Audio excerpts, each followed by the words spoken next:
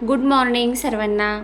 तर आज आम्हाला जायचं होतं मुक्ताईनगरला मुक्ताईचे दर्शन घेण्यासाठी आणि चांगदेव महाराजांचे दर्शन घेण्यासाठी. टी व्हीवरती फक्त मराठीवरती जी मालिका येते ना मुक्ताईची, खूप सुंदर मालिका आहे. आम्ही पण ती पाहत होतो आणि ती मालिका पाहायला लागलो ना तेव्हापासून आम्हाला वाटत होतं की एक वेळेस मुक्ताईच्या दर्शनाला जाऊन येऊ. आणि आज आम्ही ठरवलं की आज आपण नक्की जाऊ.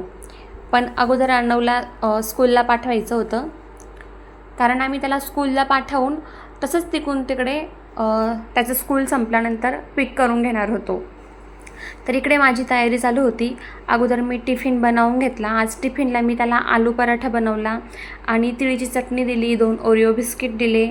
आता त्याचा डबा पॅक करून घेते, त्याची तयारी करते आणि त्याला स्कूलला पाठवते. तो स्कूलला गेल्यानंतर म्हणजे बाकीचे कामं पण पटापट आवरलं जातं.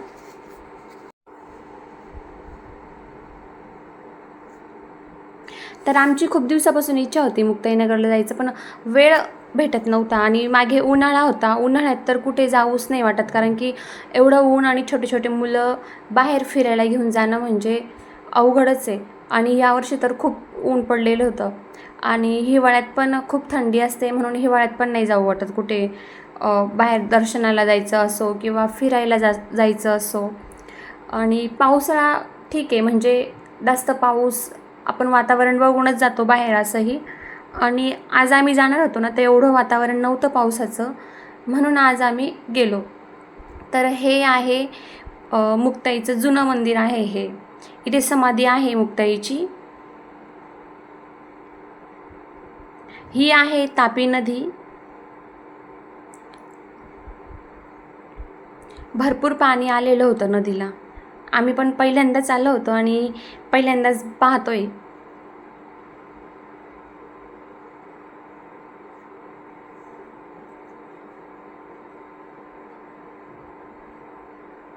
भरपूर मोठी नदी आहे ही. आणि मुक्ताईनगर म्हणजे इथे 2-3 मंदिर आहे. एक नवीन मंदिर पण बनवलेलं आहे आणि हे जुनं आहे मुक्ताईचं मंदिर. इथे जुनी समाधी आहे. आणि अजून चांगदेव महाराजांचं पण वेगळं मंदिर आहे, ते वेगळ्या ठिकाणी थोडंसं, म्हणजे थोडं अंतर आहे मंदिरांमध्ये. आता आम्ही मुक्ताईचे दर्शन घेतले आणि आता इकडे चाललो होतो चांगदेव महाराजांचे दर्शन घेण्यासाठी. तर इकडे पोचलो आम्ही आणि इकडे सगळ्यांच्या शेतामध्ये ना केळी लावलेली दिसली जास्त. जळगाव भागामध्ये केळीच दिसते जास्त करून लावलेली.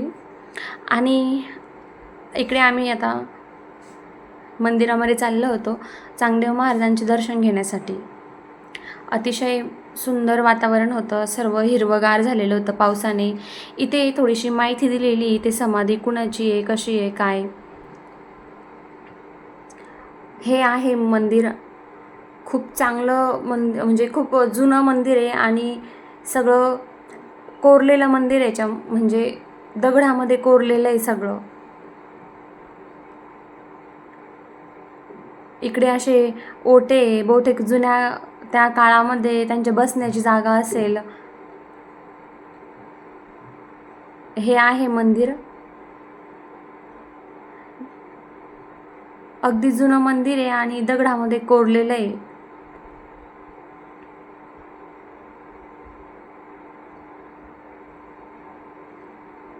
इथे आहे चांगदेव महाराज त्यांची समाधी.